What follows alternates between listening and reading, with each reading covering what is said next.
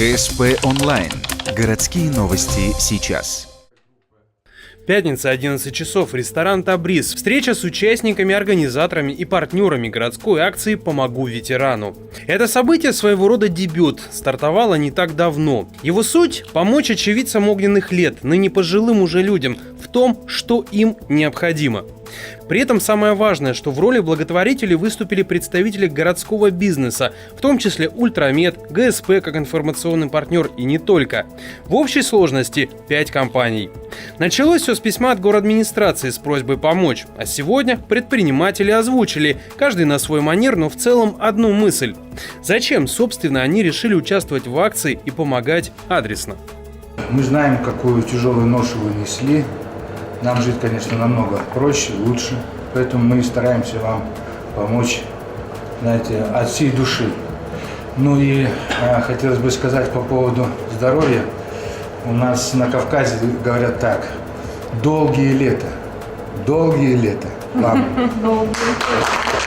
Помощь ветеранам носила практический характер. Где-то дверь поменяют или окна заменят, плиту газовую купят, телевизор и так далее. Но сегодня на итоговой встрече не обошлось и без других приятных моментов. Например, состоялось вручение книги ухтинского ветерана войны Николая Филипповича Такуева. Она называется «Их как бы дожить бы».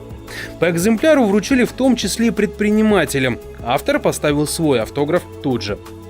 А другому очевидцу Отечественной войны Владимиру Ивановичу Мищенко преподнесли издание «Живые легенды».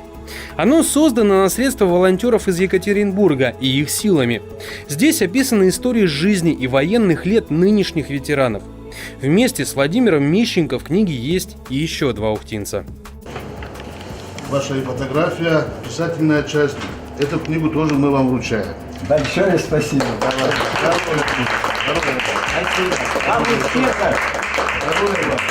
С подведением итогов акция «Помогу ветерану» не заканчивается. Уже сейчас к ней подключились и другие предприятия. Но все же организаторы надеются, что она соберет под свое крыло как можно больше участников и продолжится в будущем.